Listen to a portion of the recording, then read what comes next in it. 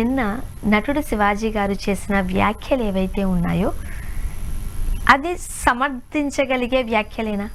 ఏదో మంచి చెప్తున్నట్టుగా మహిళలకు హితబోధ పలుకుతున్నట్టుగా అనిపించవచ్చు, కానీ ఆయన మాట్లాడిన మాటలు సామాన్లు కనిపించేలా బట్టలు వేసుకోవడం అనేది అందం కాదు అని ఏదైతే ఆ సెంటెన్స్ పాస్ చేశారో కరెక్ట్ అనిపిస్తుందా మీకు? ఎలా అనిపిస్తుందండి? మనుషులు అనే వాళ్ళకి ఎవ్వరికీ అవి కరెక్ట్ అనిపించదు. ఇప్పుడు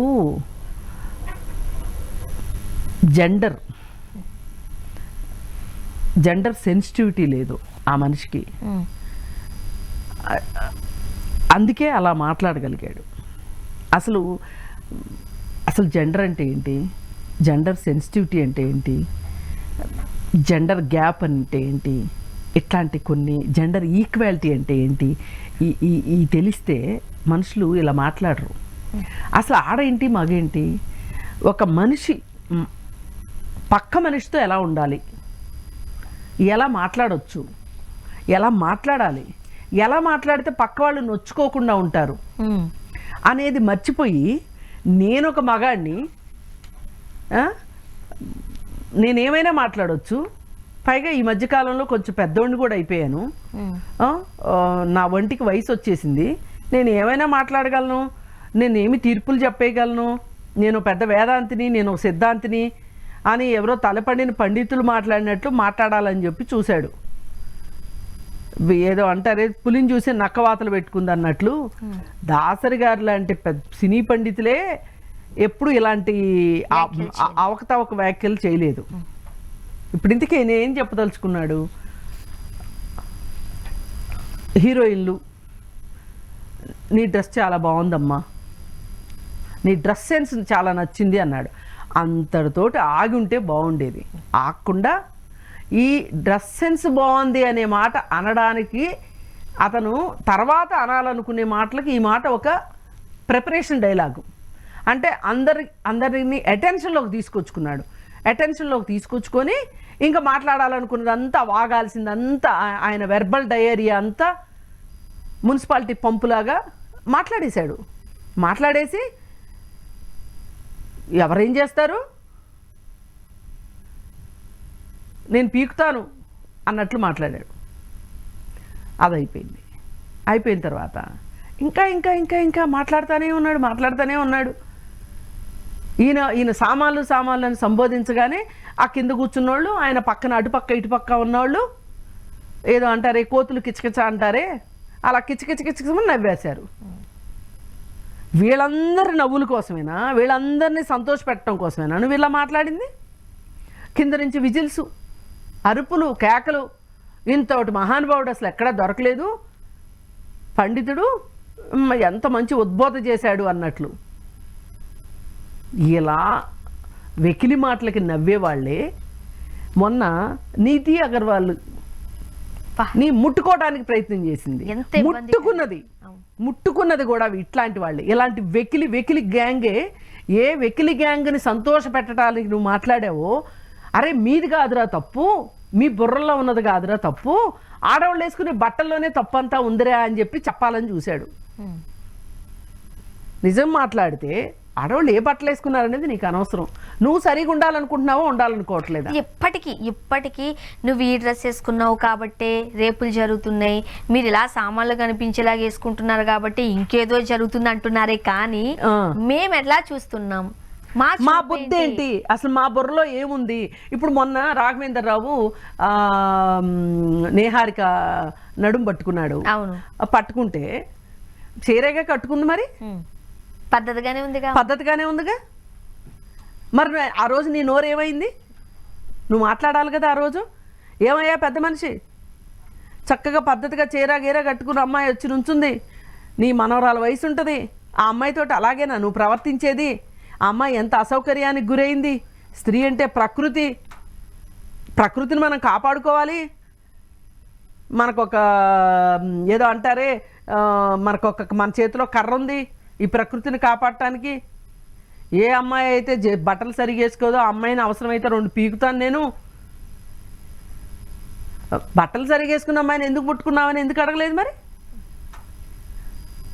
అమ్మాయి ఏమి సామాన్లు చూపించలేదుగా మరి.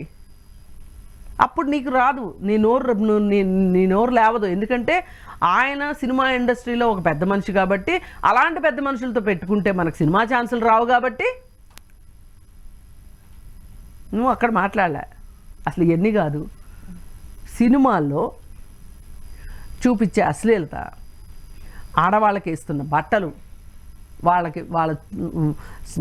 వాళ్ళు చూపిస్తున్న హీరోయిన్ల చేత చూపిస్తున్న సామాన్లు, నువ్వు ఎట్లాగో సామాన్లు అని మాట్లాడావు కదా, అదే చెప్తున్నా. ఆయనకు అర్థం అదే భాషలో మాట్లాడాలి. మరి అవన్నీ చూపించే సినిమాల దగ్గర నువ్వెందుకు మాట్లాడటల్లా? అసలు ఎందుకు పని చేయడం అలాంటి సినిమాల్లో? అలాంటి సినిమాల్లో పని చేయకూడదు, పైగా మాట్లాడాలి గట్టిగా. ఏంటంటే ఇది స్త్రీ అంటే ప్రకృతి, ఆ ప్రకృతిని ఎంత పవిత్రంగా చూడాలి, మనం ఎంత కాపాడుకోవాలి అని కదా చెప్పాలి నీతి సూత్రాలు అక్కడికి వెళ్ళి. మరి అక్కడ చెప్పవే నువ్వు, అక్కడ చెప్పకుండా ఇక్కడ వచ్చి మాట్లాడతావా? నీలాంటి వెధవలు మాట్లాడే మాటలకే మేము చేసే తప్పు కాదు అనుకుంటున్నారు యువత ఈరోజు. అనుకుని నిధి అగర్వాల్ని పట్టుకుందామా, ఈమెను పట్టుకుందామా, ఆమెను పట్టుకుందామా అని చూస్తున్నారు.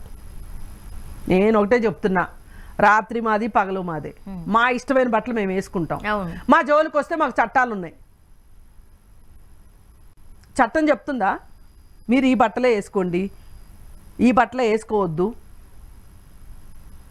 అని చట్టం చెప్తుందా? చట్టం ఏం చెప్తుంది? ఒక ఆడపిల్లని 30 సెకండ్ల పాటు తేరిపారు చూడొద్దు అని చెప్తుంది.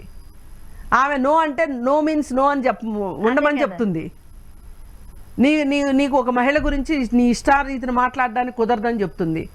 ఆఖరికి కట్టుకున్న భర్తకైనా సరే నో చెప్పగలిగే హక్కు స్త్రీకి ఉందని చెప్తుంది. ఆ కాదు కూడదు అంటే దాన్ని మ్యారిటల్ రేప్ అంటాము అని చెప్తుంది చట్టం. నేను చట్ట ప్రకారమే మాట్లాడుతున్నా. నీకు దమ్ముంటే, నీకు ధైర్యం ఉంటే, నువ్వు పెద్ద మనగాడిని, నేను వాళ్ళని పీకుతా వీళ్ళని పీకుతా అని చెప్తున్నావు కదా, నా ముందుకు రా డిస్కషన్కి. చట్టం ఏం చెప్తుందో చెప్తా, చట్టానికి వ్యతిరేకంగా నువ్వేం మాట్లాడుతున్నావో చెప్తా. ఆడవాళ్ళ బట్టలే కారణం ఈ దేశంలో జరిగే దరిద్రాలన్నిటికీ అని నువ్వు చెప్పదలుచుకుంటే 5 ఏళ్ల పాప, 6 ఏళ్ల పాప, 7 ఏళ్ల పాప, 60 ఏళ్ల వృద్ధురాలు, 70 ఏళ్ల వృద్ధురాలు, అక్కడే ఉన్నాయి సామాన్లు, అక్కడేం సామాన్లు ఉన్నాయి, అక్కడేమి బట్టలు ఉన్నాయి. మాట్లాడేదానికి కొంచెం బుద్ధి జ్ఞానం తోటి మాట్లాడాలి. ఒక పబ్లిసిటీ కోసం ఏదైనా మాట్లాడతాను అనుకుంటే ఏమైనా మాట్లాడచ్చు.